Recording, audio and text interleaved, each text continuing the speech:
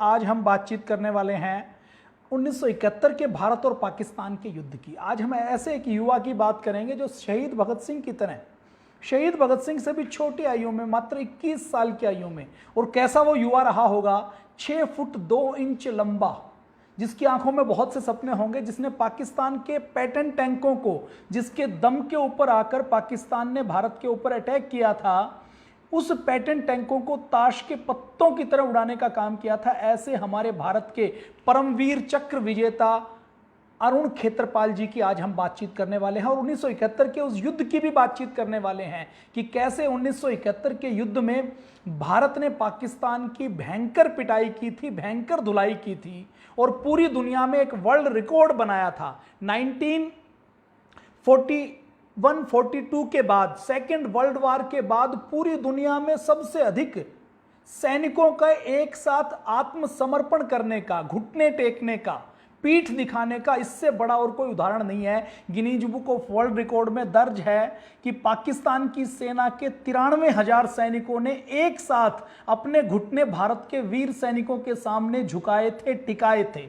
तो ये भारत की सेना के लिए बहुत गर्व और गौरव की बात है, भारत के सेना के पराक्रम की बात है। और आज अरुण खेत्रपाल जी की जयंती है, उनका स्मृति दिवस है, तो आज हम उनको नमन करते हैं, उनको वंदन करते हैं और भारतीय सेना की वीर गाथा की आज हम बातचीत करने वाले हैं कि भारतीय सेना कितनी वीर है, भारतीय सेना की वीर गाथा क्या है, ये आज हम बातचीत करने वाले हैं। देखिए, अरुण खेत्रपाल जी, जिनको परमवीर चक्र मिला, मात्र 6 महीने उनको ज्वाइन किए हुए थे। 6 महीने के बाद उनकी पोस्टिंग कर दी गई और जब पोस्टिंग कर दी गई तो उनकी हिम्मत और हौसला देखिए।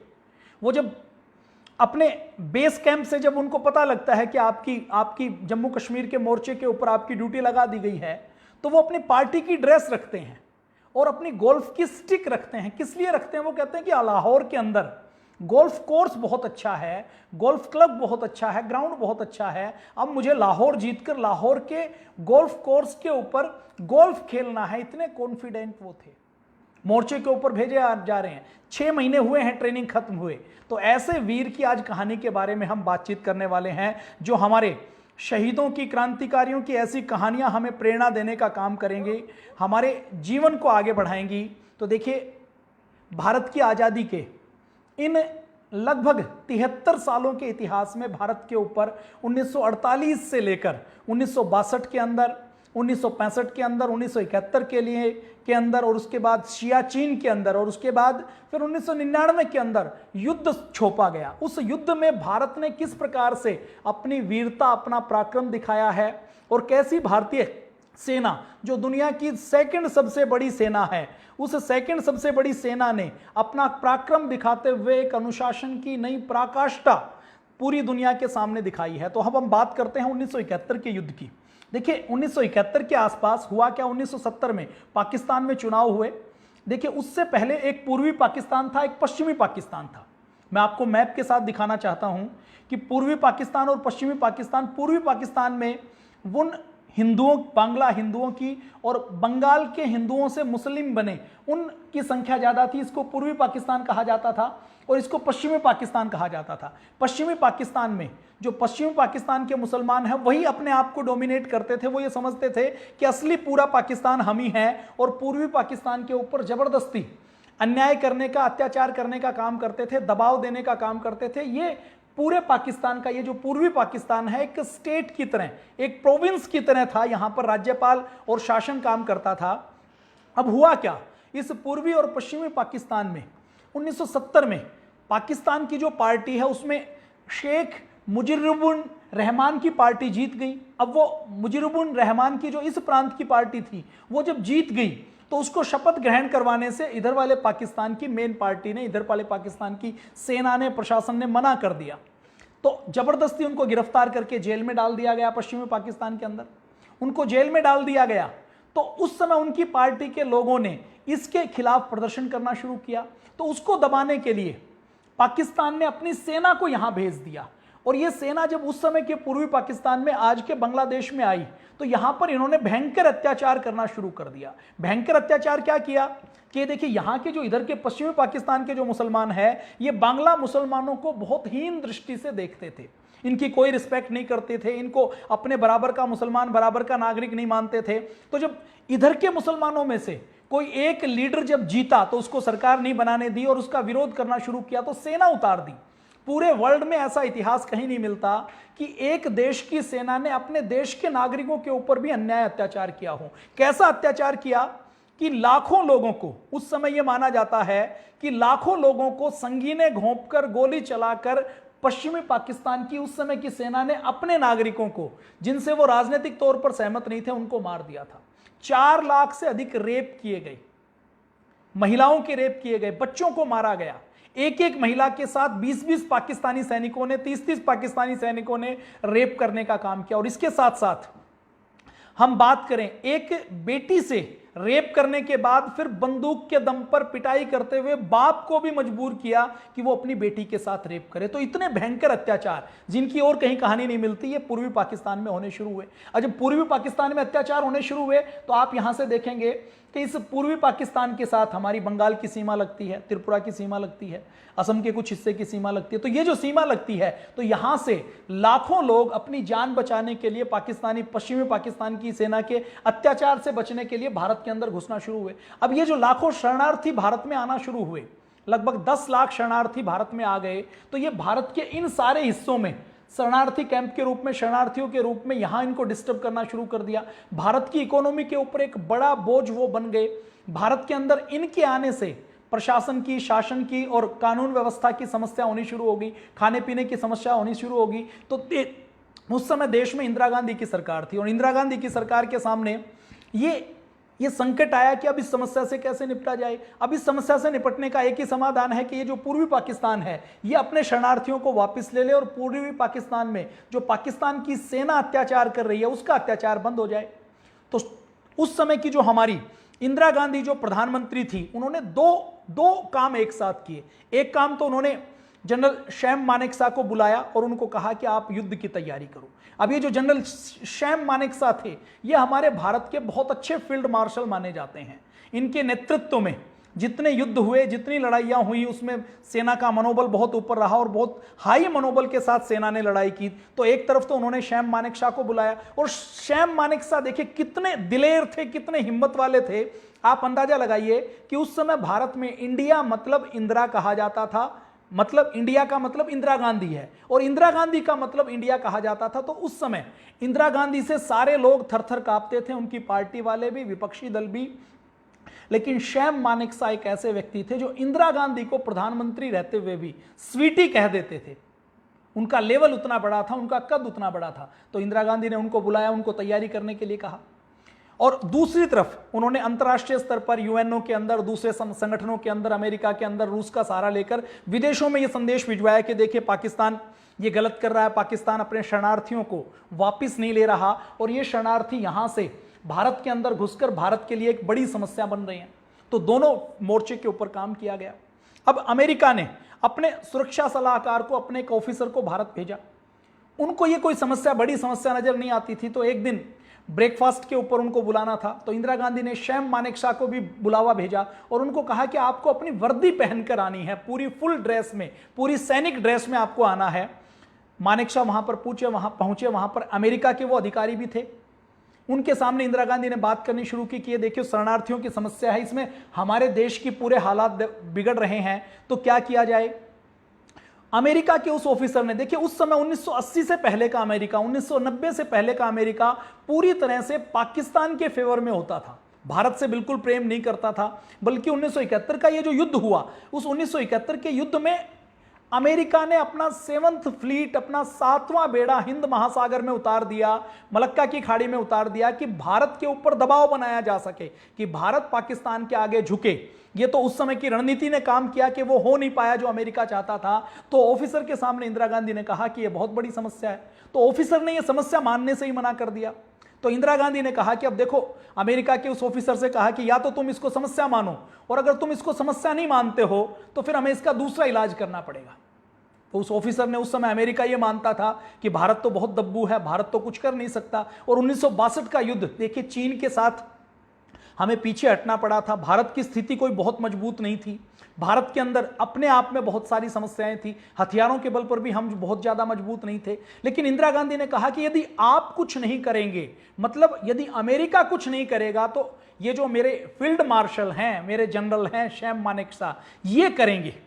अब अमेरिका का ऑफिसर भी हतपत रह गया, हक्का बक्का रह गया कि ये क्या कह रही है इंदिरा गांधी। तो इंदिरा गांधी ने साफ साफ कह दिया कि या तो समाधान करो, नहीं तो फिर हम अपने तरीके से इस समस्या से निपटेंगे। मतलब पाकिस्तान के ऊपर युद्ध करना पड़ा तो युद्ध करेंगे। देखिए, ये जो पाकिस्तान उस समय का था ना, पूर्वी पाकिस्तान और पश्चिमी पाकिस्तान, ये भारत के ऊपर एक बड़े नासूर की तरह से था। इधर से तो ये पाकिस्तान के लोग दुखी करने का काम करते थे, इधर से ये पाकिस्तान दुखी करता था। और उससे पहले 1965 में पाकिस्तान इस मोर्चे के ऊपर अटैक कर चुका था। 1965 में पाकिस्तान ने यह सोचा था कि 1962 में भारत को पीछे हटना पड़ा है, चीन के साथ भारत हारा है युद्ध, तो हम भारत को आसानी से कैप्चर कर लेंगे। तो उसी मुलागते में उसने 1965 का अटैक किया। 1965 में लाल बहादुर शास्त्री जी हमारे प्रधानमंत्री थे, इतने दिलेर प्रधानमंत्री थे कि अपने प्रधानमंत्री के आवास में उन्होंने गेहूं की खेती करवा दी। अमेरिका के सामने उस समय झुकना पड़ता था क्योंकि वहां से गेहूं आता था, उस गेहूं को भारत के लोग खाते थे। तो शास्त्री जी ने कह दिया कि मैं भी उपवास करूंगा और पूरा देश भी उपवास करेगा, हमें भीख में मांगे हुए गेहूं के ऊपर जीना नहीं है। जय जवान जय किसान का नारा दिया। अब 1971 में पाकिस्तान फिर कुलबुला रहा था कि भारत के ऊपर अटैक करें, भारत को डिस्टर्ब करें, तो उसने पूर्वी पाकिस्तान को डिस्टर्ब करना शुरू कर दिया। तो अमेरिका के साथ जब ये बातचीत हुई, फिर भी अमेरिका ने कुछ नहीं किया। तो फिर इंदिरा गांधी ने सैम मानेकशॉ को फिर बुलाया और कहा कि अब हमला करना है। अप्रैल में कहा कि अप्रैल 1971 में कि अब पूर्वी पाकिस्तान में सेना का इंटरफेयर करना है और सेना का इंटरफेयर करके हमें पूर्वी पाकिस्तान में यहां पर पाकिस्तान के अत्याचारों से यहां मुक्ति दिलवानी है, यहां पर इनके शरणार्थियों को वापस भेजना है और यहां पर जो शेख की पार्टी है उस पार्टी को सपोर्ट करके यहां पर कोई प्रजातंत्र की सरकार स्थापित करवानी है। तो सैनिक कार्रवाई के लिए इंदिरा गांधी ने सैम मानेकशॉ को बुलाया। अब अप्रैल का महीना था, सैम मानेकशॉ को एक एक चीज का पता था। ये देखिए, ये जो इलाका है ना, यहां पर हर साल बाढ़ आती है। आपने देखा होगा कि असम में हर साल बाढ़ आती है, बंगाल में बाढ़ आती है, और ये जो बांग्लादेश है इसके अंदर भी खूब बाढ़ आती है। ये जो ऊपर तिब्बत का एरिया है, जो हिमालय का एरिया है, जो चीन का एरिया है, यहां से नेपाल का एरिया है, यहां से बहुत सी नदियां आती हैं और जो बंगाल की खाड़ी में गिरती हैं, और जो बंगाल की खाड़ी में गिरती हैं तो वहां इसी इलाके से होकर गिरती हैं। ये पर्वतीय इलाका है, दलदल का इलाका है, और जब बरसात के महीने में जून जुलाई अगस्त सितंबर अक्टूबर तक यहां पर भयंकर बारिश रहती है। और इस बारिश में सेना यदि आक्रमण करेगी तो सेना फंस जाएगी, सेना को रसद भी नहीं जाएगी और सेना वापस भी नहीं लौट पाएगी, और सेना को सामने दुश्मन की बजाय मौसम के साथ लड़ना पड़ेगा। सैम मानेकशॉ को यह पता था। इंदिरा गांधी अपने आप को ऐसा प्रधानमंत्री मानती थी कि मैंने जो आदेश दे दिया उस आदेश का पालन होना चाहिए, चाहे किसी भी कीमत के ऊपर उसका पालन हो। तो इंदिरा गांधी ने सैम मानेकशॉ को कहा अप्रैल में बुलाकर कि युद्ध की तैयारी करो, अभी युद्ध करना है। सैम मानेकशॉ सारी सिचुएशन को जानते थे। देखिए, आज ऐसे ऑफिसर मिलने बड़े मुश्किल हैं, ऐसे अधिकारी मिलने जिनके अंदर इतना कॉन्फिडेंस हो और जो प्रधानमंत्री को मना कर सके। तो सैम मानेकशॉ ने कहा कि अभी युद्ध नहीं हो सकता। किसी जनरल की हिम्मत नहीं होती थी कि इंदिरा गांधी के सामने ऐसा कह दे, लेकिन सैम मानेकशॉ ने कह दिया कि अभी युद्ध नहीं हो सकता, अभी युद्ध करेंगे तो हम फंस जाएंगे। दो समस्याएं सेना के सामने हैं। एक तो मौसम है, जो पूर्वी बंगाल का, पूर्वी पाकिस्तान का जो मौसम है, इस मौसम में हम यदि बरसात के मौसम में युद्ध करने के लिए गए तो 100% हमें पीछे हटना पड़ेगा, हमारी हार होगी। और दूसरा, हमारे भारत के अंदर जो हमारे भारत के पुराने टैंक हैं, इनके मॉडिफिकेशन का काम चल रहा है, तो हथियारों के तौर पर भी हम तैयार नहीं है। तो इंदिरा गांधी मानी नहीं। तो सैम मानेकशॉ ने कहा कि मैं तो ये आपका आदेश मानूंगा नहीं, आप चाहें तो मेरा इस्तीफा ले सकते हैं। और उन्होंने अपना इस्तीफा इंदिरा गांधी के सामने प्रस्तुत कर दिया। तो हार कर इंदिरा गांधी को मानना पड़ा, कहना पड़ा कि जैसा आप चाहते हैं वैसी तैयारी करिए। तो सैम मानेकशॉ ने कहा कि ये जो 6 महीने का समय है, हम नवंबर के बाद दिसंबर में जब पूरा मौसम ठीक हो जाएगा, नदियां शांत हो जाएगी, नाले शांत हो जाएंगे, आने जाने के रूट खुल जाएंगे, तो उस समय हम आक्रमण करेंगे। उससे पहले हम वहां पर पूर्वी पाकिस्तान में तैयारी करते हैं। तो उस समय रा को एक्टिवेट किया गया, भारत की सेना को एक्टिवेट किया गया, और जो शेख की पार्टी थी उस पार्टी के लोगों को वहां की मुक्ति वाहिनी के नाम से एक पूर्वी पाकिस्तान की सेना बनाई गई। उस सेना को प्रशिक्षण देने का काम हमारी भारत की जासूसी संस्था रिसर्च एंड एनालिसिस विंग ने किया। इसके साथ साथ उस पूर्वी पाकिस्तान के बंगाल की कुछ ऐसी यूनिट, सेना की यूनिट, जो उनके पश्चिमी पाकिस्तान के सेना के अत्याचारों से त्रस्त थी, उन्होंने विद्रोह कर दिया। तो उस यूनिट को भी मिला लिया गया और उसके साथ नई भर्ती करके मुक्ति वाहिनी को हथियार देने का काम, इजराइल से हथियार मंगवाए गए, दूसरे देशों से हथियार मंगवाए और भारत की सेना ने हथियार देकर पूर्वी पाकिस्तान में मुक्ति वाहिनी नाम की एक सेना खड़ी की कि दिसंबर में जब हम आक्रमण करने के लिए जाएं तो पाकिस्तान से लड़ने के लिए, इस पूर्वी पाकिस्तान से लड़ने के लिए इस पूर्वी पाकिस्तान के लोग ही उस सेना से लड़ाई करें तो भारत की सेना की लड़ाई बहुत आसान हो जाएगी। इस पूर्वी पाकिस्तान को कैप्चर करना, इसको आजाद करवाना बहुत आसान हो जाएगा। तो इस रणनीति के ऊपर काम किया गया। तो मुक्ति वाहिनी को प्रशिक्षण देने का काम शुरू हो गया। अरुण खेत्रपाल जी की, जिनकी आज हम बात करने वाले हैं, उनके बारे में आज हम बात करेंगे कि कैसे ताश के पत्तों की तरह उन्होंने लड़ाया था। और देखिए, इधर पाकिस्तानी के जो लोग हैं, पश्चिमी पाकिस्तान के लोग हैं, वहां के राजनेता हैं, वो ऐसा समझ रहे थे कि हम तो भारत को कुचल देंगे। और उस समय उनको ऐसा लगता था कि हम क्रश इंडिया कर देंगे। क्रश इंडिया मूवमेंट चलती थी, लोग मार्च निकालते थे। और उस समय 1971 में भी पाकिस्तान को यह लगता था कि 1965 में तो किसी तरह भारत जीत गया, पाकिस्तान को हार का सामना करना पड़ा, ताशकंद का समझौता हो गया, अब तो हम इंडिया को पूरी तरह से कुचल देंगे। और देखिए 1967 के आसपास, उसी समय इजराइल का 6 अरब देशों के साथ युद्ध हुआ था। तो इजराइल ने अपनी एयरफोर्स का प्रयोग करके 6 के 6 अरब देशों की एयरफोर्स को 2 दिन के अंदर पंगु कर दिया था। तो पाकिस्तान भी अपने आप को इजराइल समझने लगा था। उसने ये सोचा कि हम भी ऐसे ही इजराइल की तरह करेंगे और अटैक करके, जो पूरी दुनिया में एक बड़ा एग्जाम्पल इजराइल का है, वैसा करेंगे तो हम भारत को घुटनों के बल ला देंगे, उसकी सारी एयरफोर्स की कमर को तोड़ देंगे। तो ये सारी तैयारियां होती रही। मुक्ति वाहिनी की तैयारी को शुरू कर दिया गया। मुक्ति वाहिनी में पाकिस्तान राइफल के बंगाली सैनिकों ने बगावत की, उसकी पैरामिलिट्री ने, ईस्ट बंगाल रेजिमेंट ने बगावत की, उसको भी मुक्ति वाहिनी में शामिल कर लिया गया। नई भर्ती शुरू कर दी गई। अभी भारत अटैक करने की तैयारी कर रहा था। भारत की उस समय जासूसी का तंत्र बहुत मजबूत था। भारत के जासूसी तंत्र ने एक सूचना दी भारत की सरकार को कि 1 दिसंबर के आसपास पाकिस्तान भारत के एयरफोर्स के स्टेशन के ऊपर, पाकिस्तान, इस पश्चिमी पाकिस्तान के पास जो एयरफोर्स के स्टेशन लगते हैं, उन एयरफोर्स के स्टेशन पर अमृतसर के ऊपर, पठानकोट के ऊपर, फरीदकोट के ऊपर, श्रीनगर के ऊपर, हलवारा के ऊपर, अंबाला के ऊपर, आगरा के ऊपर, जोधपुर, जामनगर, सिरसा और सरवासा, लगभग 450 किलोमीटर तक अंदर आकर पाकिस्तान एयरफोर्स स्टेशन के ऊपर हमला करने वाला है। और अपने ऑपरेशन को पाकिस्तान ने नाम दिया ऑपरेशन चंगेज खान, कि पाकिस्तान ऑपरेशन चंगेज खान चलाने वाला है, अंदर आकर वो हमला करेगा। 1 दिसंबर की हमले की यह रिपोर्ट थी। अब 1 दिसंबर को पूरे लड़ाकू जहाजों को छुपा दिया गया, डम्मी जहाज एयरफोर्स स्टेशन के ऊपर रख दिए गए और भारत ने अपनी तैयारी कर ली थी। भारत खुद भी 4-5 दिसंबर को हमला करने वाला था और भारत को जब यह खुफिया रिपोर्ट मिली कि पाकिस्तान पहले हमला कर रहा है, तो भारत ने इसको बड़ा अच्छा समझा कि पाकिस्तान पहले हमला करेगा तो अंतर्राष्ट्रीय समुदाय के सामने हमारे पास तो मौका रहेगा, हम कह देंगे कि पहले पाकिस्तान ने हमला किया है इसलिए हमें उत्तर देना है, तो हमारे सामने तो एक वैलिड रीजन रहेगा कि युद्ध क्यों शुरू हुआ।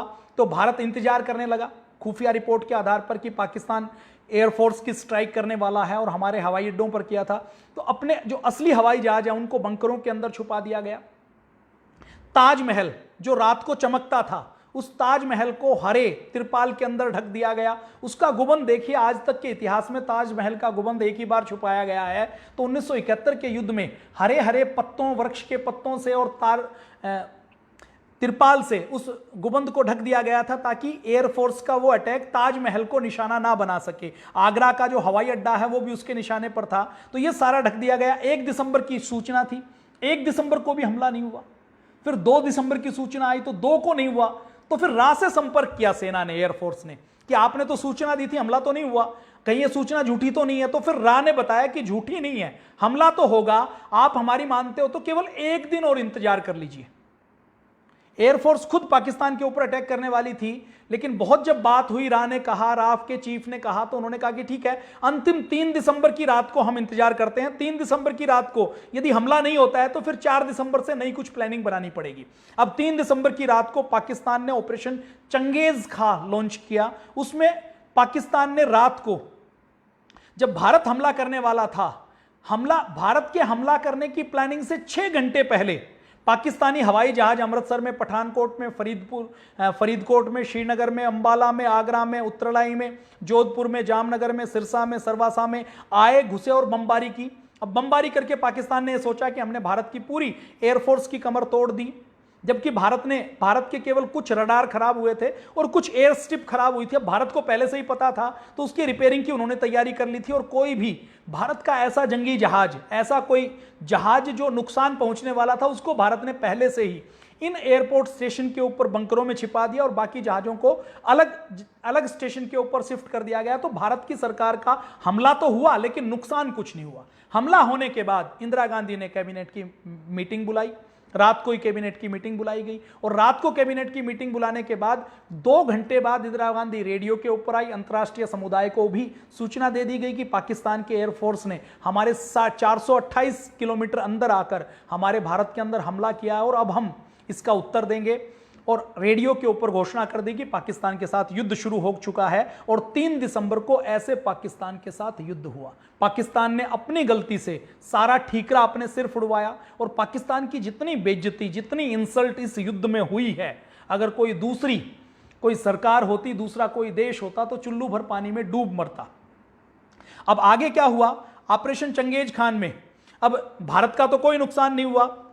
उस समय ऑपरेशन चंगेज खान में कश्मीर में जो भारत की आर्टरी थी उसको भी निशाना बनाने की कोशिश की, लेकिन भारत को उसकी भी सूचना पहले से थी, उसको भी सेव कर लिया गया। तो भारत को कोई नुकसान नहीं हुआ। अब अगले दिन भारत ने हवाई हमले शुरू किए तो ढाका के अंदर अपने पैराट्रूपर्स को उतार दिया गया।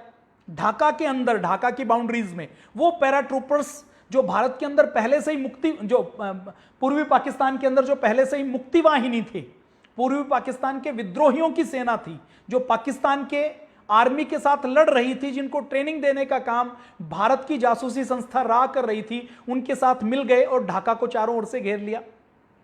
अब इधर पाकिस्तान ने अपनी नौसेना को तैयार रखने के लिए सोचा ही था कि भारत की नौसेना ने 5 दिसंबर को कराची की बंदरगाह के ऊपर हमला कर दिया, जमकर बमबारी की, कराची की बंदरगाह को तहस नहस कर दिया। जितने उसके नेवल शिप थे उन नेवल शिप को तहस नहस कर दिया और एक तरीके से पाकिस्तान की पूरी नेवी को पंगु कर दिया। एयरफोर्स ने अटैक किया तो एयरफोर्स को पंगु कर दिया। पाकिस्तान के लोग, ये देखिए यहां जो कराची की बंदरगाह है, कराची की बंदरगाह को छोड़कर वो ग्वादर की बंदरगाह जो एक आम सिविलियन व्यापारिक बंदरगाह थी, वहां पर छोटा पोर्ट था, सारे लोग दुम दबाकर भागकर वहां पर छिप गए थे। अब आईएनएस विक्रांत उस समय भारत के पास होता था। एक फिल्म आई थी गाजी अटैक के नाम से, आपने नहीं देखी हो तो आप देख लीजिएगा, अच्छी कहानी है उसके अंदर। उस गाजी नाम की एक पनडुब्बी जो अमेरिका ने पाकिस्तान को दी थी, सेकेंड वर्ल्ड वॉर में अमेरिका ने उसको प्रयोग किया। जब अमेरिका ने अच्छी पनडुब्बी बना ली तो उस गाजी को पाकिस्तान को लीज पर दे दिया कि तुम्हारा मन करे तो बाद में खरीद लेना।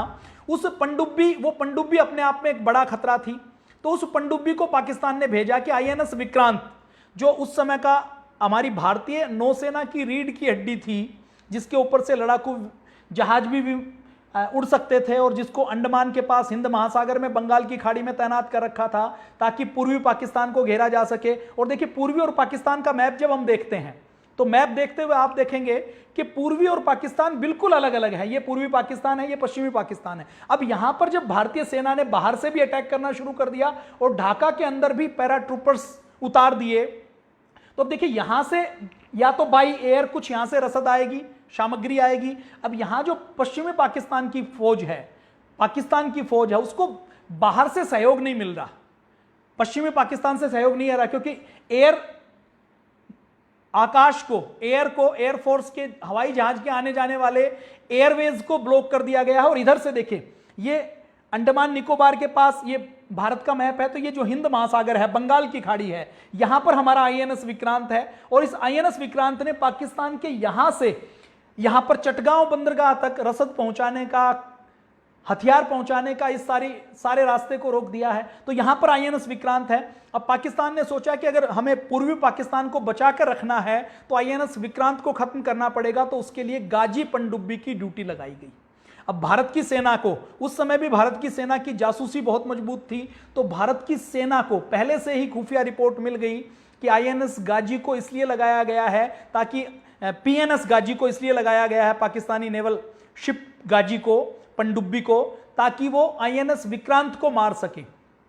तो हमारे उस समय के नेवी ने आईएनएस विक्रांत को अंडमान के किसी एक्सपोर्ट के ऊपर छुपा दिया और उस समय एक और छोटा शिप था, उस छोटे शिप को आईएनएस विक्रांत का नाम दे दिया गया। कराची बंदरगाह, विशाखापट्टनम की बंदरगाह के आसपास पूरी मार्केट में यह खबर कर दी गई कि आईएनएस विक्रांत यहां पर आया हुआ है और 6 महीने का जो राशन, आईएनएस विक्रांत जब समुद्र में उतरता है तो 6 महीने का राशन उसके पास रहता है। सैकड़ों वहां पर नेवी मैन रहते हैं, सैनिक रहते हैं, तो उनके लिए सारा सामान, अंडे से लेकर खाद्य सामग्री से लेकर तेल से लेकर सारी चीजें इकट्ठी की जाती हैं। तो उनको इकट्ठा करना शुरू कर दिया। तो पाकिस्तान की जासूसी संस्था को यह लगा कि आईएनएस विक्रांत तो विशाखापट्टनम के आसपास है। अब गाजी नाम की पनडुब्बी जो आईएनएस विक्रांत को ढूंढने के लिए हिंद महासागर में जा रही थी, उसने अपना रूट चेंज कर दिया और वो उस फर्जी आईएनएस विक्रांत की ओर आना शुरू हुई। फर्जी आईएनएस विक्रांत की ओर हमला करने के लिए आना शुरू हुई तो भारत पहले से ही तैयार था। भारत ने उस पीएनएस की, पाकिस्तान नेवल शिप गाजी को समुद्र के अंदर डुबो दिया। एक बड़ा खतरा टल गया। पाकिस्तान कराची की पूरी बंदरगाह को पहले से ही उड़ा चुका था और पाकिस्तान के बहुत सारे शिप को हमारी नेवी ने बहुत बुरी तरह से उड़ाया था। तो उस समय पाकिस्तान को यह लगता था कि मेरी मदद करने के लिए तो चीन भी आ जाएगा और मेरी मदद करने के लिए तो अमेरिका भी आ जाएगा। अब इधर 2-3 दिन जैसे ही अटैक किए हुए थे, 2 दिन के अंदर पाकिस्तान की कमर भारत ने तोड़ दी। तो अमेरिका सक्रिय हुआ। अमेरिका ने पहले तो धमकाने के लिए कहा, फिर यूएनओ में प्रस्ताव लेकर गया कि भारत को युद्ध से रोकना चाहिए, पाकिस्तान के ऊपर भारत अटैक नहीं कर सकता और यह पूर्वी पाकिस्तान का मसला पाकिस्तान का खुद का मसला है। अब यूएनओ के अंदर जब वो मैटर लेकर गया तो यूएनओ में रूस पहले से था। रूस ने भारत का फेवर किया और वहां पर वीटो कर दिया।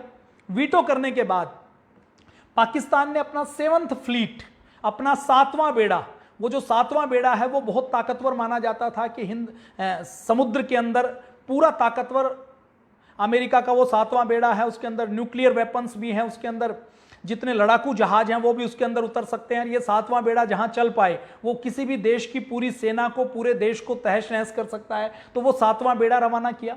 अब अमेरिका ने 7वां बेड़ा रवाना किया तो इंदिरा गांधी की ये योजना थी कि ये 7वां बेड़ा जब तक बांग्लादेश के पास, पूर्वी पाकिस्तान के पास, हिंद महासागर में या बंगाल की खाड़ी में पहुंचे, उससे पहले ही ढाका को, पूर्वी पाकिस्तान को कैप्चर कर लिया जाए और कैप्चर करके युद्ध में पाकिस्तान को समर्पण करवा दिया जाए।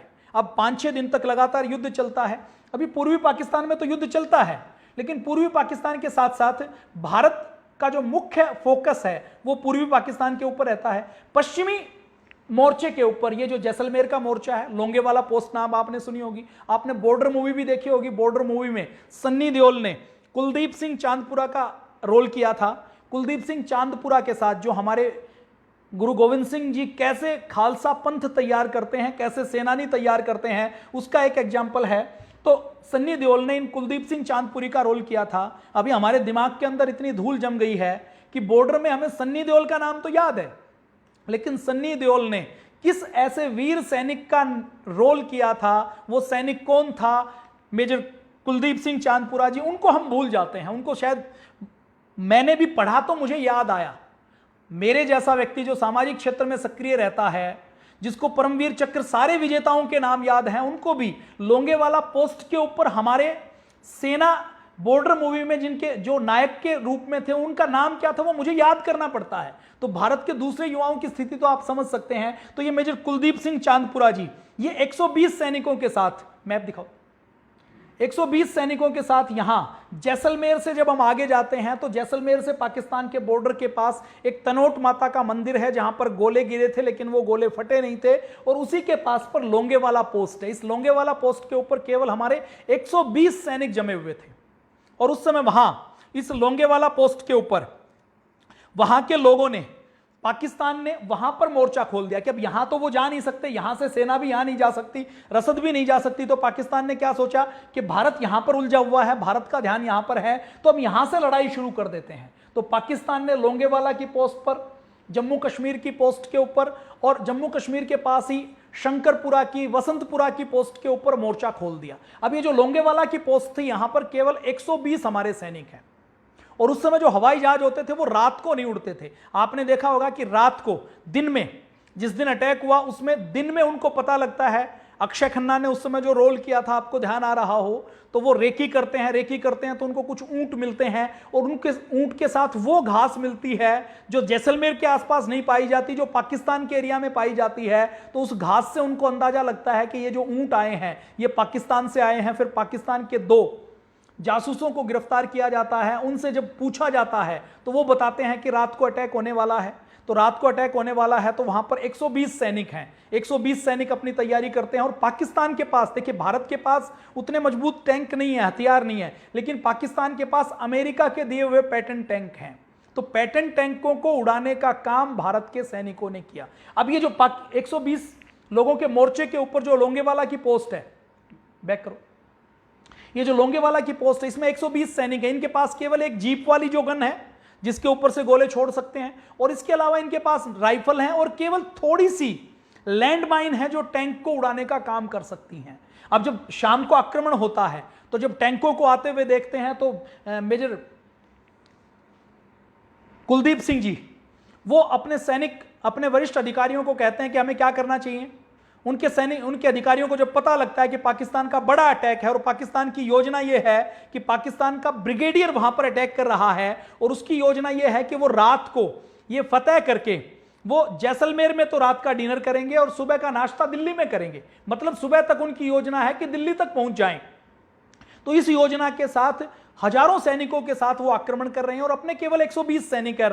ये जैसलमेर का एरिया इतनी दूर है कि यहां पर तत्काल हम सैनिक सहायता भेज भी नहीं सकते। तो जो वरिष्ठ अधिकारी हैं वो कुलदीप सिंह चांदपुरा जी से कहते हैं कि वापस लौट जाओ, क्योंकि 120 सैनिक है, मरी जाएंगे और रोक भी नहीं पाएंगे, तो फालतू में प्राण देने की कोई आवश्यकता नहीं है।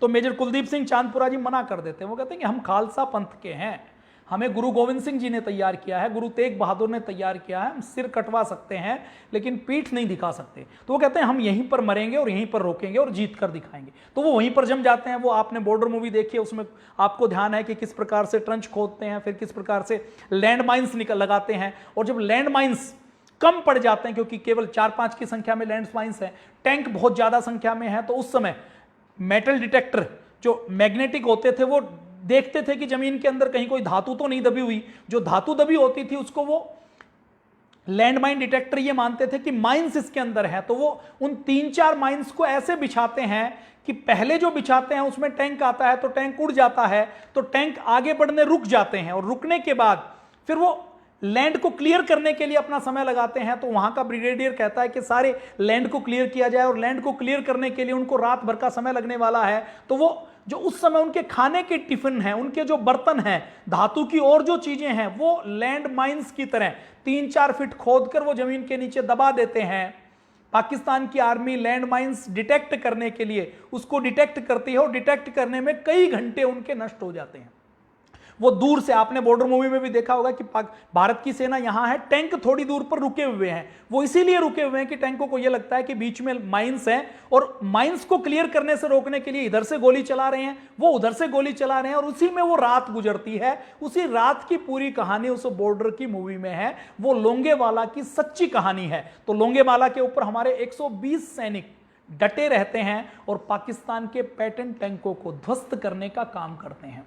जो लोंगेवाला में हुआ वैसा ही एक और मोर्चा था जिस मोर्चे को जाना जाता है शंकरगढ़ का मोर्चा, जम्मू कश्मीर के पास का मोर्चा, जिसको बसंतपुरा का मोर्चा भी कहा जाता है। ये आप देख रहे हैं ना, ये जो शंकरगढ़ है ये पाकिस्तान में है। यहां पर जम्मू है, यहां पर पठानकोट है, यहां पर गुरदासपुर है, यहां पर बटाला है, यहां पर अमृतसर है। और अमृतसर के ये जो यहां वाला मोर्चा है ये यहीं पर लोंगेवाला का युद्ध हुआ था। अब लोंगेवाला के बाद यहां पर पाकिस्तान ने यहां पर एक और मोर्चा खोला कि हम यहां से मोर्चा करके इस पठानकोट वाला, ये देखिए यहां से हम कब्जा करके इस जम्मू कश्मीर को पूरा काट देंगे। इस हिमाचल के रास्ते, इस पंजाब के रास्ते, पठानकोट के रास्ते, ये सारे हाईवेज के ऊपर कब्जा करके शंकरगढ़ के रास्ते ये काटने के लिए पाकिस्तान योजना बनाता है। अब इधर से भारत की सेना भी शंकरगढ़ के मोर्चे के ऊपर लाहौर को कैप्चर करने की योजना बनाती है। अब यहीं पर इसी मोर्चे के ऊपर अरुण खेत्रपाल जी की ड्यूटी लगती है। आगे बातचीत करते हैं। तो अब यूएसए 7वां बेड़ा भेज देता है। अब यूएसए 7वां बेड़ा भेजता है तो बदले में रूस अपने 40वें बेड़े को भेज देता है। यूएसए के बेड़े के पास भी न्यूक्लियर वेपन्स होते हैं, तो रूस के बेड़े के पास भी न्यूक्लियर वेपन्स होते हैं। तो इसके बीच में इंदिरा गांधी एक योजना बनाती है। वो योजना बनाती है कि जब तक यूएसए का 7th फ्लीट बंगाल की खाड़ी में पहुंचे और इंटरनेशनल लेवल के ऊपर यूएसए दबाव बनाकर जबरदस्ती युद्ध रोकना चाहे, उससे पहले हम पूरे ढाका को, पूरे पूर्वी पाकिस्तान को कैप्चर कर लेते हैं और इस पूर्वी पाकिस्तान को आजाद करवा देते हैं, तो हमारे दुश्मन पाकिस्तान की कमर टूट जाएगी और ये हिस्सा अलग होकर नया एक देश बन जाएगा। तो छोटा देश बनेगा तो भारत के लिए खतरा कम हो जाएगा। देखिए, अभी भारत को बांग्लादेश से ज्यादा खतरा नहीं है, भारत को पाकिस्तान से ज्यादा खतरा है। क्यों? क्योंकि बांग्लादेश एक छोटा सा देश है। अब ये छोटा सा देश है तो ये अपनी जरूरतों को पूरी करने में लगा रहता है, ये युद्ध नहीं करना चाहता। और बांग्लादेश की मानसिकता भी बंगाल से मिलती जुलती है। इनकी जो संस्कृति है बांग्ला लोगों की, ये बंगाल की संस्कृति से मिलती जुलती संस्कृति है। तो एक दुश्मन खत्म हो जाएगा। तो भारत ने ये योजना बनाई हुई थी। तो इस योजना के लिए देखिए, उस समय बंगाल में, इस पूर्वी पाकिस्तान में, जो इस पश्चिमी पाकिस्तान का एक प्रोविंस की तरह था, एक स्टेट की तरह था, एक राज्य की तरह था, उस समय राज्यपाल होता था।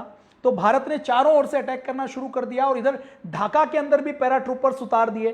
ढाका के अंदर पैराट्रूपर्स उतारने के बाद आप देखिए पाकिस्तान किस प्रकार से, पाकिस्तान की कमजोरियां क्या थी कि पाकिस्तान के सेना अध्यक्ष नियाजी को उस समय 2 दिन बाद पता लगता है कि ढाका को भी चारों ओर से घेर लिया गया है। तो इससे ज्यादा शर्म की बात और कोई नहीं हो सकती। तो अब रूस का 14th फ्लीट आ जाता है, वो यूएसए और रूस आपस में उलझ जाते हैं। इधर भारत को और थोड़ी सी तैयारी मिलती है और थोड़ा सा समय मिलता है।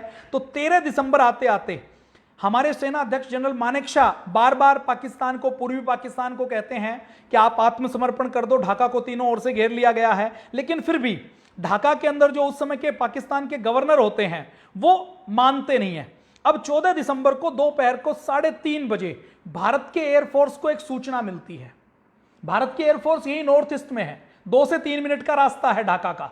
तो भारत की एयरफोर्स को सूचना मिलती है कि केवल 5 मिनट का समय है और 5 मिनट में एक यहां के गवर्नर और पूर्वी पाकिस्तान के जितने भी वरिष्ठ अधिकारी हैं उन सब की एक मीटिंग होने वाली है। मीटिंग कहां होने वाली है? गवर्नर हाउस में होने वाली है। अब गवर्नर हाउस का मैसेज मिलता है एक स्क्वाड्रन को, इंडियन एयरफोर्स को।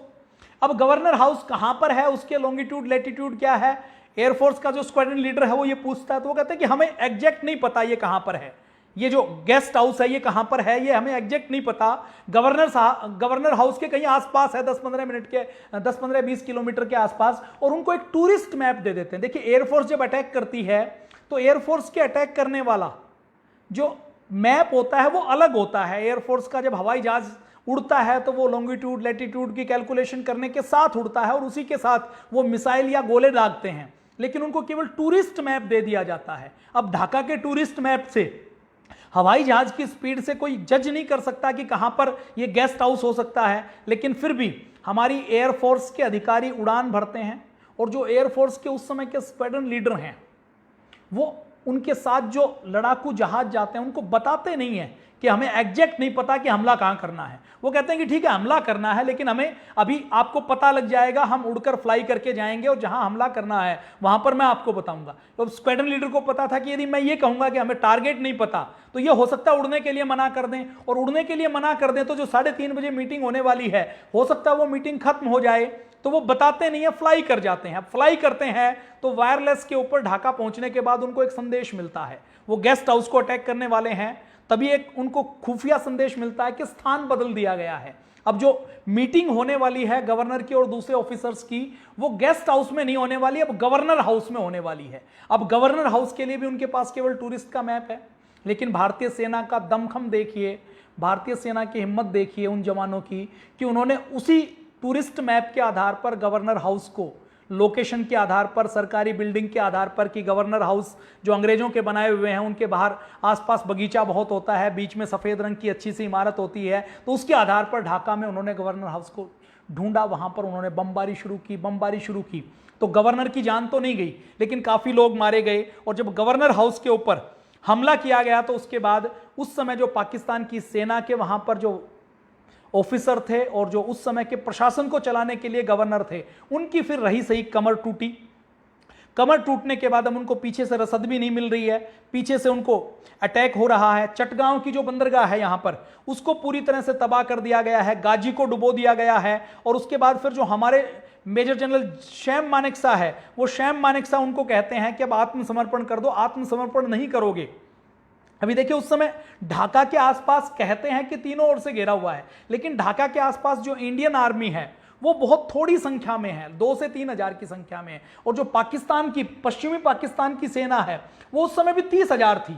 जनरल नियाजी जिन्होंने आत्मसमर्पण किया, ये पिक्चर आप देख लीजिए जिसमें वो अपनी पिस्तौल छोड़ते हैं, आत्मसमर्पण करते हैं ढाका के अंदर, 93,000 सैनिकों के साथ आत्मसमर्पण करते हैं। अपने आप में ये एक वर्ल्ड रिकॉर्ड है। उस समय आत्मसमर्पण करते हुए उनके पास 30,000 सैनिक थे। भारत के केवल 2 से 3 हजार सैनिक ढाका के अंदर थे, लेकिन फिर भी भारत के हमारे मेजर फील्ड मार्शल जो आज जिनको कहा जाता है शैम मानेकशॉ की हिम्मत देखिए कि उन्होंने 3,000 सैनिकों के बल पर पाकिस्तान के 93,000 सैनिकों को सरेंडर करवा लिया।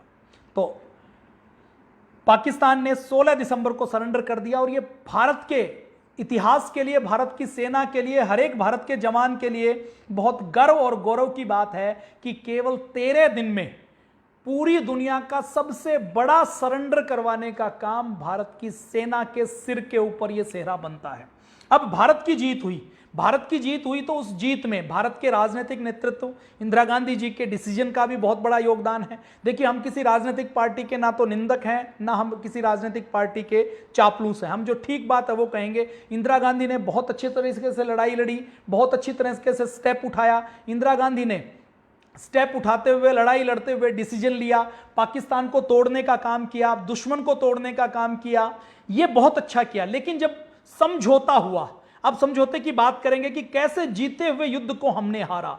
1971 के युद्ध में हमने तो 93,000 सैनिकों को बहुत सम्मानपूर्वक लौटा दिया, लेकिन हमारे भारत की सेना के ऐसे बहुत से सैनिक हैं जिनकी बहुत सी डॉक्यूमेंट्री बन चुकी हैं। 1971 के नाम से एक बहुत अच्छी डॉक्यूमेंट्री है मनोज वाजपेयी जी की, आपने नहीं देखी हो तो जरूर देख लीजिएगा।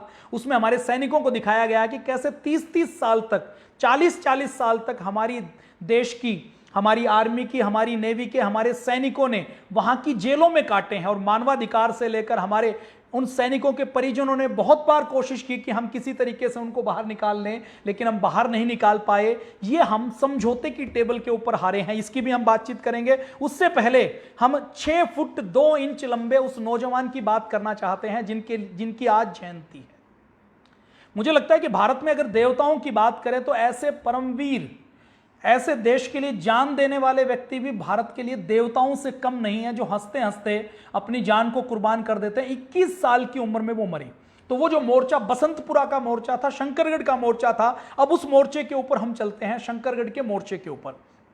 ये जो शंकरगढ़ का जो सेक्टर है, ये पंजाब और पाकिस्तान के बॉर्डर के बीच में है। यहां पर ड्यूटी लगाई गई जब 3 दिसंबर को 1971 को अटैक हो जाता है, तो इसके ऊपर ड्यूटी लगाई गई 17 पूना हॉर्स की। और ये जो 17 पूना हॉर्स है, इस मेजर अरुण जो परमवीर चक्र विजेता अरुण खेत्रपाल जी के ऊपर अभी एक पिक्चर भी आ रही है। राघवन जी एक डॉक्यूमेंट्री बना रहे हैं। जब रिलीज हो जाए तो आप जरूर देखिएगा, क्योंकि ऐसे शहीदों को, ऐसे वीरों को हम याद करेंगे, उनको स्मरण करेंगे, बच्चों को इनकी जीवनी दिखाएंगे तो इनके जैसे हमारे बच्चे बनेंगे। तो ये शंकरगढ़ का एरिया, शंकरगढ़ के मैप लगाओ, ये शंकरगढ़ का जो एरिया है ये भारत और पाकिस्तान के बीच में है। तो यहां पर 17 पूना हार्स में मेजर अरुण खेत्रपाल जी सेकंड लेफ्टिनेंट उस समय थे, वो उनकी ड्यूटी लगाई जाती है उनके सेक्टर की। उनके जो सीनियर होते हैं वो कर्नल हंटी होते हैं। उनको आदेश दिया जाता है 16 दिसंबर को कि आगे मार्च करो, और मार्च करके आगे लाहौर को कैप्चर करना है। 16 दिसंबर को वो आगे मार्च करना शुरू कर देते हैं। अरुण खेत्रपाल जी की आयु उस समय केवल 21 साल की होती है। उनकी ट्रेनिंग पूरी हुई भी नहीं थी, यूनिट की ट्रेनिंग के अभी कुछ हफ्ते बाकी थे।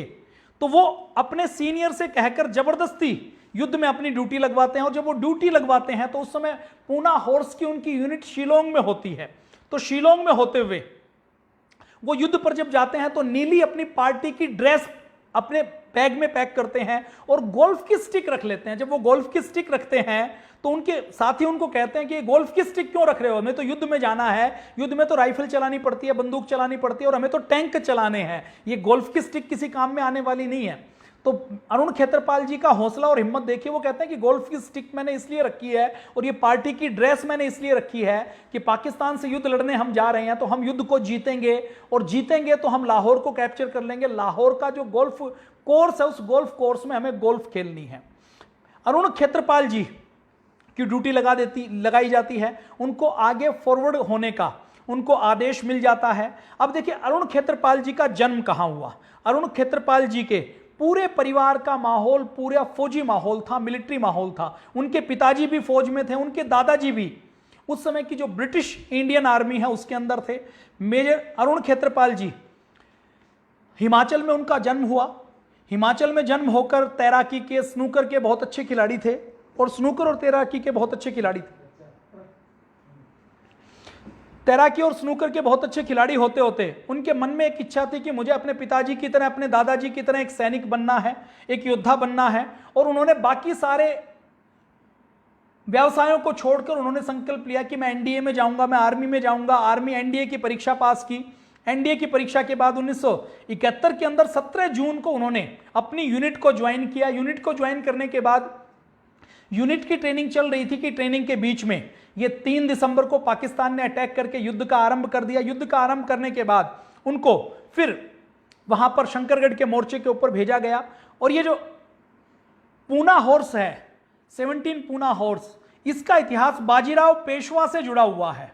इस पूना हॉर्स रेजिमेंट ने भारत की सेना को बहुत बहादुर ऑफिसर दिए हैं, सिपाही दिए हैं। ऐसे बहुत से ऑफिसर हुए हैं जिनको 1965 की लड़ाई में भी कर्नल तारापुर को परमवीर चक्र मिला था। तो किसी भी यूनिट के लिए, किसी सेना की किसी बटालियन के लिए बहुत महत्वपूर्ण होता है कि उनकी यूनिट में कोई किसी को परमवीर चक्र मिले, तो पूरी यूनिट में उसको बहुत सम्मान के साथ देखा जाता है।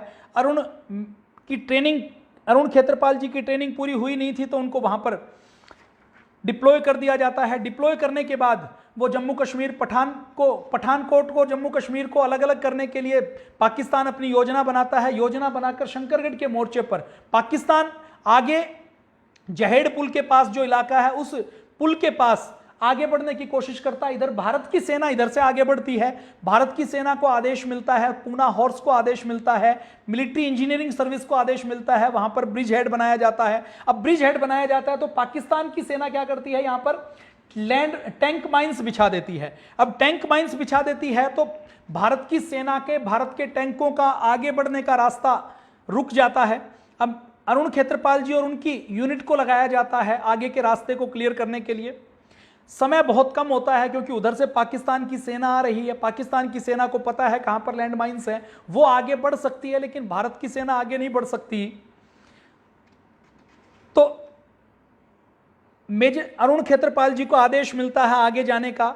वो अपने कुछ साथियों के साथ आगे बढ़ते हैं। आगे जब वो देखते हैं तो पाकिस्तान के, उनके पास 2-3 टैंक हैं और पाकिस्तान के 20 से 30 टैंक हैं जो उनके ऊपर अटैक करते हैं। तो 2-3 टैंकों के साथ पाकिस्तान की जो 14 टैंकों की पूरी स्क्वाड्रन थी उसके साथ लड़ाई होती है।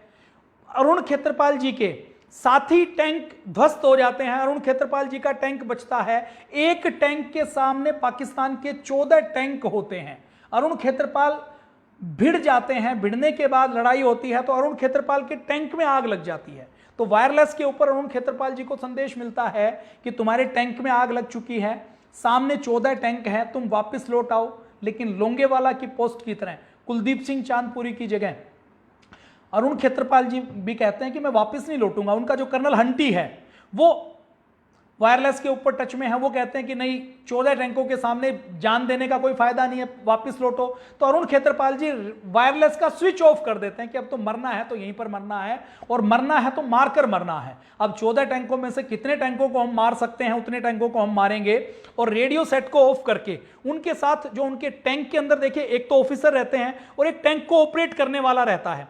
तो उनके साथ जो उनको ऑपरेट करने वाले नत्थू सिंह हैं वो अभी भी जीवित हैं। और नत्थू सिंह अपनी अभी भी इंटरव्यू देते हुए ये कहते हैं, वो कहते हैं, जो बाद में रिसालदार मेजर बन गए, नागौर के एक गांव में रहते हैं, वो ये कहते हैं कि अरुण खेत्रपाल जी इतने बहादुर थे कि उनको भुलाया नहीं जा सकता। अभी भी रात को वो मेरे सपने में आते हैं और जब मुझे जलते हुए टैंक दिखाई देते हैं तो उस समय मुझे अरुण खेत्रपाल की अभी भी आवाज सुनाई देती है कि कम ऑन नत्थू फायर।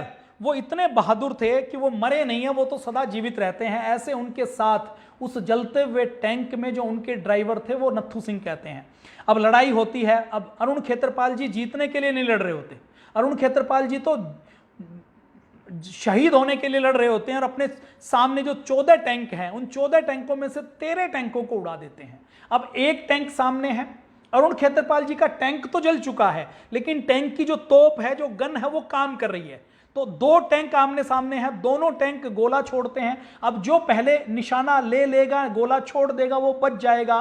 तो सामने वाले टैंक भी फायर करता है, अरुण खेत्रपाल के टैंक से भी फायर होता है। अरुण खेत्रपाल का टैंक क्योंकि डैमेज हो चुका है तो निशाना उतना सटीक नहीं लगता, सामने वाले टैंक से गोला आता है और अरुण खेत्रपाल जी घायल हो जाते हैं। घायल होकर वो नीचे गिर जाते हैं। नत्थू सिंह ने घायल अरुण खेत्रपाल जी को टैंक से उतारते हैं, वो पानी मांगते हैं, पानी पिलाते हैं और उसके बाद अरुण खेत्रपाल जी शहादत दे देते हैं। लेकिन शहादत देते देते वो लगभग 13 पाकिस्तानी टैंकों को उड़ा देते हैं। अपने आप में ये बहुत बड़ी विजय थी। उस मोर्चे के ऊपर यदि अरुण खेत्रपाल जी इतनी बहादुरी नहीं दिखाते तो शायद पाकिस्तान की आर्मी अंदर घुस जाती और पठानकोट के मोर्चे पर यदि जम्मू कश्मीर को काट देती तो भारत की स्थिति उतनी मजबूत नहीं रहती जितनी मजबूत यहाँ। भारत का एक हिस्सा यदि पाकिस्तान के पास होता और पाकिस्तान का एक हिस्सा हमारे पास होता तो 93,000 सैनिक फिर सरेंडर नहीं करते। तो 16 दिसंबर को अरुण खेत्रपाल जी अपनी शहादत दे देते हैं और शहादत देने के बाद अरुण खेत्रपाल जी को जो असाधारण बहादुरी दिखाते हैं उसके लिए उनको परमवीर चक्र दिया जाता है। और देखिए, युद्ध में जान देने से परमवीर चक्र नहीं मिलता, कोई चक्र नहीं मिलता। सैनिक का धर्म माना जाता है कि युद्ध के अंदर वो बलिदान दे सकता है, शहादत दे सकता है। परमवीर चक्र, महावीर चक्र, ये चक्र उन्हीं को मिलते हैं जो असाधारण वीरता दिखाते हैं।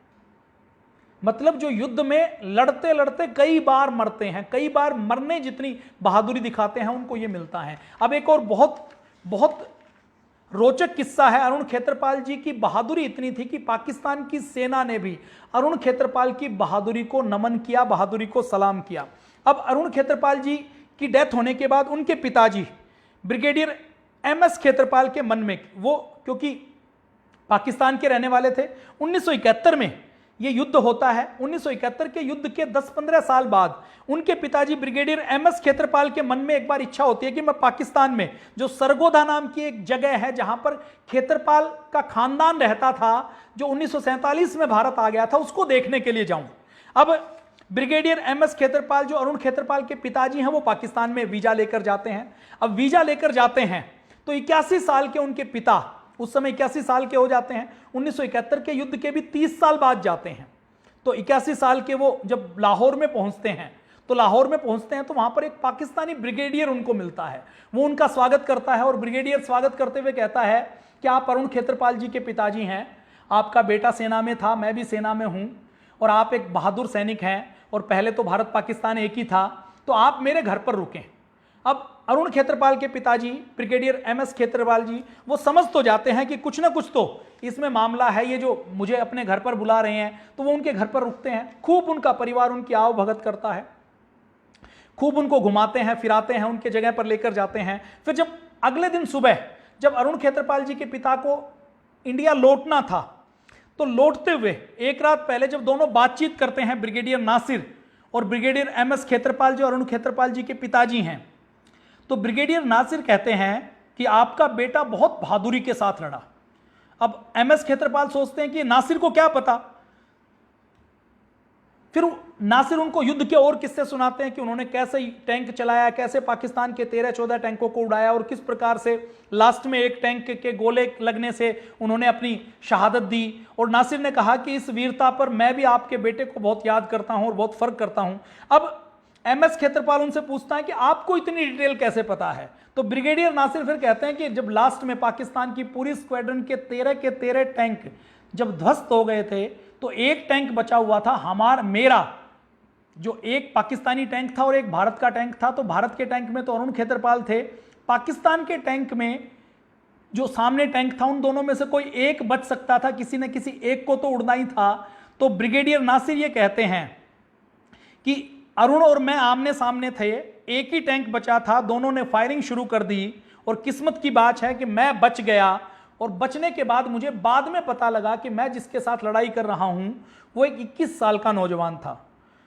तो ब्रिगेडियर नासिर, उस समय अरुण खेत्रपाल जी के पिताजी के हो, वहाँ पाकिस्तान में ये कहते हैं कि मैं आपके बेटे को सैल्यूट करता हूँ कि आपने उसकी कितनी अच्छी परवरिश की कि वो एक बहादुर सैनिक बना। अब ब्रिगेडियर खेत्रपाल को भी समझ नहीं आया कि सामने उनके बेटे का हत्यारा है, उससे वो क्या बातचीत करें, लेकिन क्योंकि ब्रिगेडियर खेत्रपाल भी एक सैनिक थे और उन्होंने भी एक जेंटलमैन सैनिक की तरह उनके साथ अच्छा व्यवहार किया और कहा कि भैया आपकी और मेरी लड़ाई नहीं थी, ये तो दो देशों का युद्ध था, इसमें हमारी कोई व्यक्तिगत दुश्मनी नहीं थी, और एक जेंटलमैन ऑफिसर की तरह जो एक अनुशासित सिपाही करता है वैसे ही वो रात को सोते हैं, अगले दिन फिर वापस आते हैं। तो ब्रिगेडियर अरुण खेत्रपाल वो थे जिनको मरने के बाद परमवीर चक्र दिया गया। और ऐसे अरुण खेत्रपाल जिन्होंने 21 साल की आयु में चाहते तो वापस लौट सकते थे, चाहते तो बहाने बना सकते थे, चाहते तो कि मेरा तो टैंक नष्ट हो चुका जी, मैं क्या करूं, सामने तो 14 टैंक हैं, मेरे पास तो एक ही टैंक है, मैं कैसे आगे बढ़ूं, मरने से तो कोई फायदा नहीं है, तो कोई एक्सक्यूज नहीं दिया। तो अरुण खेत्रपाल जी हमारे रियल हीरो हैं। ये सलमान खान, ये शाहरुख खान, ये सन्नी लियोनी, ये ऐश्वर्या राय, ये स्वरा भास्कर, ये आमिर खान, ये हमारे हीरो नहीं हैं, ये नकली हीरो हैं, ये नकली स्टार हैं जो इस देश को नशे की ग्रत में, ड्रग्स के दलदल में धकेल रहे हैं। तो हमें ऐसे असली हीरो को याद करना है, उनको स्मरण करना है, उनको नमन करना है। आज उनकी जयंती है।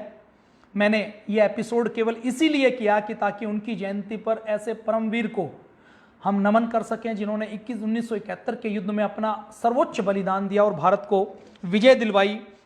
और देखिए, भारत को जो विजय मिली, भारत ने जो विजय प्राप्त की, उसमें पाकिस्तान की करारी हार हुई। अब हम बात करते हैं कि भारत जीत तो गया, भारत की सेना ने विजय प्राप्त की, लेकिन भारत समझौते की टेबल पर हारा। 1971 के युद्ध के बाद अंतर्राष्ट्रीय समुदाय ने दबाव दिया कि भारत और पाकिस्तान समझौता कर ले। हमारे पास पाकिस्तान की हजारों मील जमीन हमारे कब्जे में थी, हमारे पास पाकिस्तान के 93,000 सैनिक थे, हमारे कुछ सैनिक पाकिस्तान के कब्जे में थे। शिमला समझौते के नाम पर पाकिस्तान के प्रधानमंत्री आए, उन प्रधानमंत्री के साथ उनकी बेटी, छोटी जवान बेटी बेनजीर भुट्टो आई।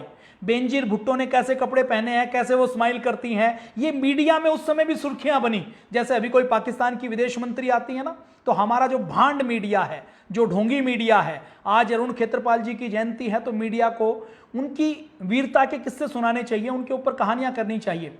लेकिन हमारा भांड मीडिया किसके ऊपर चलेगा कि आज नोरा फतेह अली ने कौन सा डांस दिखाया।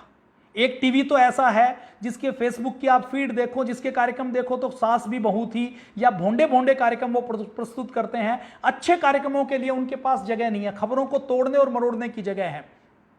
तो उस समय के मीडिया ने बेनजीर भुट्टो के ऊपर फोकस किया। इंदिरा गांधी और पाकिस्तान के उस समय के जो प्रधानमंत्री, शायद जुल्फिकार अली भुट्टो उनका नाम था, वो समझौते की टेबल के ऊपर बैठे। समझौते की टेबल के ऊपर बैठे तो देखिए पाकिस्तान के प्रधानमंत्री कितने समझदार थे और भारत के प्रधानमंत्री ने जीती हुई बाजी कैसे समझौते की टेबल पर हारी।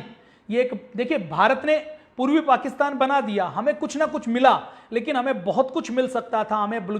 हमें पीओके मिल सकता था, हम अपने सैनिकों को भी वापस नहीं ले पाए। दुख की बात यह है कि हमारे जो 400-500 सैनिक पाकिस्तान के अंदर थे, वो पाकिस्तान के अंदर रह गए, हम सारे सैनिकों को भी वापस नहीं ले पाए। अब इंदिरा गांधी और जुल्फिकार अली भुट्टो दोनों समझौते की टेबल के ऊपर बैठे। समझौते की टेबल के ऊपर बैठे तो इंदिरा गांधी ने अपनी पूरी तैयारी नहीं की। इंदिरा गांधी ने बड़े गुमान में आकर यह कहा कि देखो, तुम्हारी दो चीजें हमारे पास हैं, एक तो जमीन हमारे पास है जिसको हमने कैप्चर किया है, हमारी सेना ने कैप्चर किया है, और दूसरे तुम्हारे 93,000 सैनिक हमारे पास हैं। अब इंदिरा गांधी ने सोचा, उनको ऑफर दिया कि या तो तुम अपनी जमीन वापस ले लो क्योंकि तुम तो हारे हुए हो, हम जीते हुए हैं, हमारी मर्जी है, या तो हम तो कोई भी चीज वापस ना दे तो भी तुमको मानना पड़ेगा। तो इंदिरा गांधी ने उनको ऑप्शन दिया कि या तो जमीन वापस ले लो या सैनिक वापस ले लो। अब जुल्फिकार अली भुट्टो पाकिस्तान के जो उस समय के राष्ट्रपति थे, उन्होंने बड़ी बड़ी चाल खेली। वो चाल क्या खेली? उन्होंने सोचा कि जमीन, सैनिक तो मानवाधिकार आयोग है, संयुक्त राष्ट्र संघ है, 93,000 सैनिकों की हत्या तो भारत कर नहीं सकता। इंदिरा गांधी ये सोचती थी कि भी किसी भी देश के लिए उसकी सेना महत्वपूर्ण होती है, जमीन महत्वपूर्ण नहीं होती। तो जुल्फिकार अली भुट्टो ये कहेंगे कि मेरे सैनिक वापस कर दो। लेकिन इंदिरा गांधी के विपरीत जुल्फिकार अली भुट्टो ने क्या सोचा? भुट्टो ने यह सोचा कि मैं सैनिक नहीं मांगता, सैनिक तो वापस आने ही हैं, अब नहीं आएंगे तो यूएनओ के माध्यम से आ जाएंगे, मानवाधिकार के माध्यम से आ जाएंगे। और भारत कब तक इन सैनिकों को, 93,000 सैनिकों को राशन खिलाएगा, उनको कहां पर रखेगा? इतने सैनिकों की देखभाल करना, मेंटेन करना अपने आप में बहुत मुश्किल होता है। 10 लाख शरणार्थियों को संभालने में ताकत लग रही है, तो 1 लाख ये सैनिक और हो जाएंगे तो भारत की इकोनॉमी तो गड़बड़ होने वाली है, भारत का खर्चा बढ़ने वाला है। तो उसने कहा कि मुझे सैनिक नहीं चाहिए। इंदिरा गांधी को कहा सैनिक आप रखो, मुझे तो केवल जमीन वापस दे दो। अब इंदिरा गांधी को यह अंदाजा नहीं था कि ये जमीन वापस मांग लेंगे। अब इंदिरा गांधी को जमीन देनी पड़ी और सैनिक तो देने ही देने थे, क्योंकि सैनिकों को तो रख नहीं सकते। तो हमने जमीन भी गंवा दी और हमने 93,000 सैनिकों को भी वापस लौटा दिया, लेकिन हम अपनी पाक ऑक्यूपाइड कश्मीर की जमीन नहीं ले पाए। हम जो दूसरे मुद्दे विवादित थे उनको सुलझा नहीं पाए। पूर्वी पाकिस्तान को भारत ने मान्यता दे दी, पूर्वी पाकिस्तान बन गया, हमारे दुश्मन के 2 टुकड़े हो गए। और ये इतिहास में एक इतिहास बना कि जिसमें लगभग 93,000 सैनिकों ने एक साथ सरेंडर करने का काम किया था। तो भारतीय सेना को, भारतीय सेना के शौर्य को, उसके बल को, उसके पराक्रम को, उसके अनुशासन को आज हम नमन करते हैं। जयंती पर हम अरुण खेत्रपाल जी को नमन करते हैं, बहुत भावभीनी उनको श्रद्धांजलि देते हैं कि इस देश के लिए, ताकि हम चैन से सो सके, इसके लिए उन्होंने अपना सर्वोच्च बलिदान दिया। तो ये राकेश भारत के पेज के ऊपर हम भारत स्वाभिमान की ओर से, पतंजलि योगपीठ परिवार की ओर से, अपने फेसबुक और ट्विटर हैंडल की ओर से हम सोशल मीडिया में एक ऐसा आंदोलन चलाएं जिसमें जब किसी देशभक्त की जयंती आए या उनका बलिदान दिवस आए तो हम पूरे सोशल मीडिया में अच्छे विचारों का प्रचार प्रसार करें। ऐसे सोशल योगी हमें बनना है। तो आप इस फेसबुक पेज के ऊपर ऐसे ही और वीरों की, शहीदों की के बारे में जानकारी प्राप्त कर सकते हैं। और ये वीडियो आपको ठीक लगा हो तो आप इसको शेयर कर सकते हैं। आज के लिए इतना ही। जय हिंद, वंदे मातरम, भारत माता की जय।